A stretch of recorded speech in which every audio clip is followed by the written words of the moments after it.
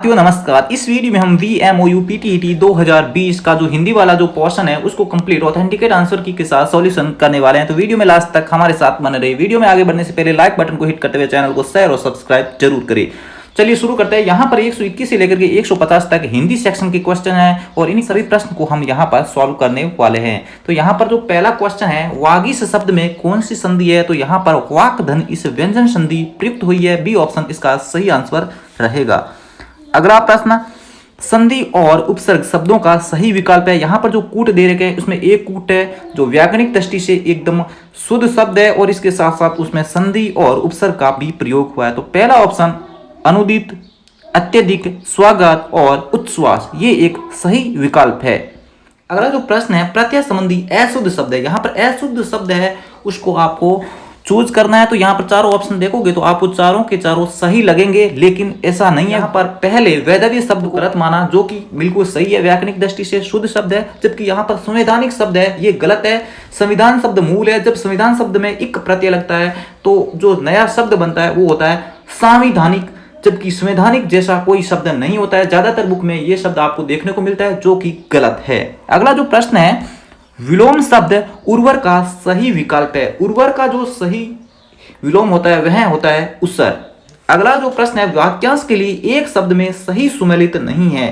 कौन सा कूट है वो सुमेलित नहीं है? तो यहाँ पर देखा जाए तो सी ऑप्शन, जिसका कोई शत्रु न हो, शत्रुघ्न, तो ये इसका गलत है, यानी सही सुमेलित नहीं है। अगला जो प्रश्न है, अशुद्ध शब्द है। तो यहाँ पर चार ऑप्शन दे रखे हैं और VMOU ने इस प्रश्न को कंप्लीट डिलीट कर दिया, यानी इस प्रश्न पर बोनस अंक मिला। जो प्रश्न है, शुद्ध वाक्य है। तो यहाँ पर चार वाक्य दे रखे हैं और इसमें से शुद्ध वाक्य को चूज करना है। तो यहाँ पर जो पहले ऑफिशियल आंसर की में माना, मंदिर में भगवान का तांता लगा था, यह शुद्ध शब्द है, लेकिन बाद में इस प्रश्न पर बोनस अंक दे दिया गया।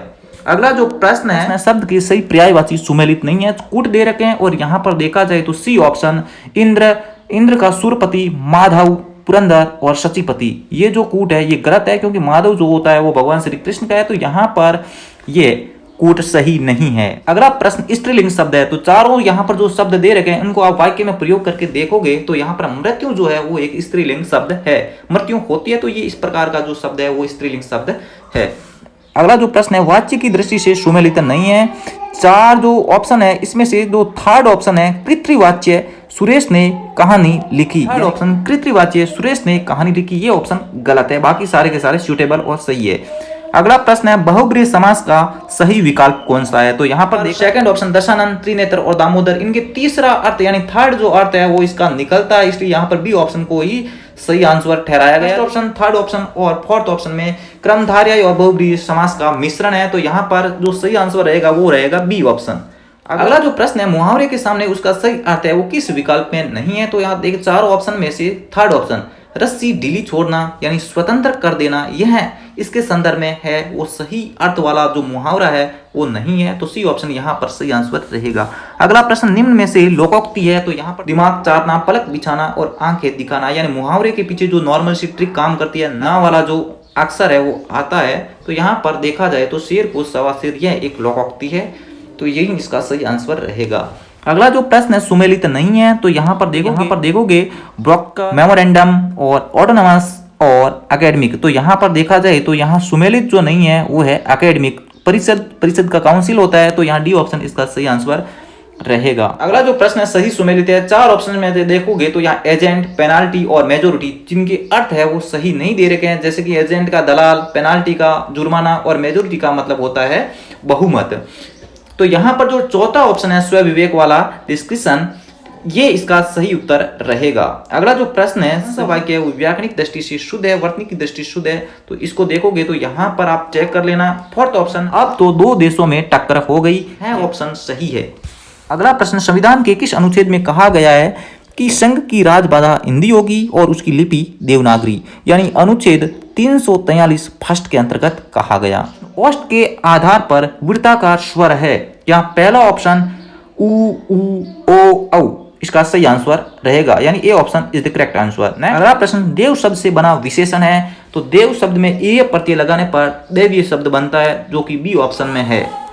अगला प्रश्न, जातिवाचक संज्ञा का सही विकल्प है। यानी यहाँ पर देखा जाए तो जातिवाचक जो संज्ञा है वो घर, परिवार, दल, लोहा और देश इसमें प्रयुक्त हुई है। आप बिल्कुल चेक कर सकते हो, सी ऑप्शन इसका सही आंसर रहेगा। अगला जो प्रश्न है हिंदी शब्दकोश के अनुसार सही शब्द कर्म है। यहाँ पर आप सही शब्द कर्म में रखोगे तो यहाँ डी ऑप्शन कंगन, कंचन, कमल, कांच और काजल सही आंसर रहेगा। अगला जो प्रश्न है ग्रीस शब्द है तो यहाँ सी ऑप्शन योग रूढ़ इसका सही आंसर रहेगा। अगला प्रश्न, यह घोड़ा स्वस्थ है इस वाक्य में सर्वनाम है। पहला ऑप्शन निश्चयवाचक, यह घोड़ा यानी निश्चयवाचक ही सर्वनाम इसमें प्रयुक्त हुआ है तो यह इसका सही आंसर रहेगा।